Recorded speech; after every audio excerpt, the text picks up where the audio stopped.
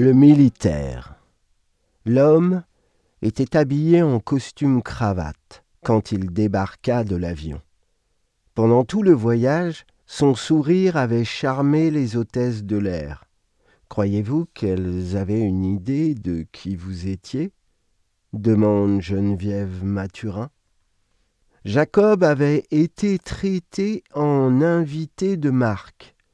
Son frère et ses amis proches étaient venus l'accueillir à la sortie de l'avion.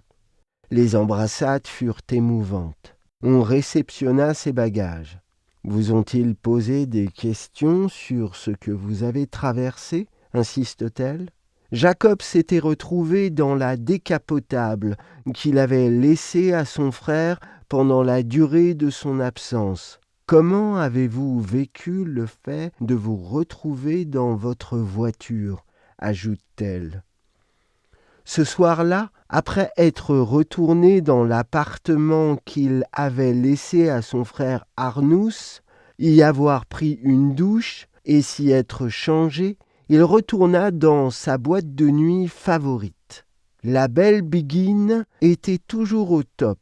Les Antillais de tous les horizons s'y retrouvaient et prenaient du bon temps.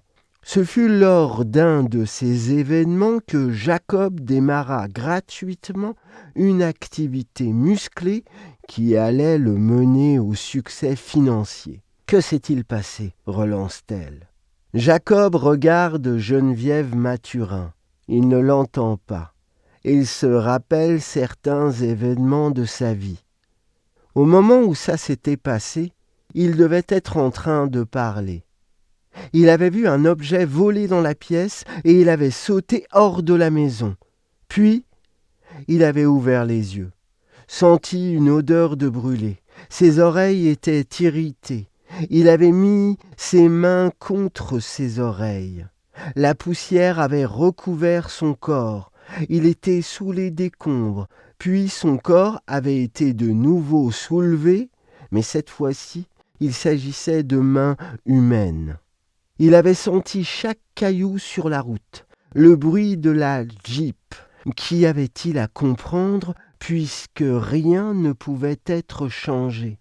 Il avait vu les boîtes, puis la scène, l'explosion, la discussion, le saut, l'explosion, puis la scène, les visages, le bruit des roues sur le carrelage, les mots des infirmières quand il transpirait, quand il criait pendant son sommeil, la décision du docteur, le coup de tampon.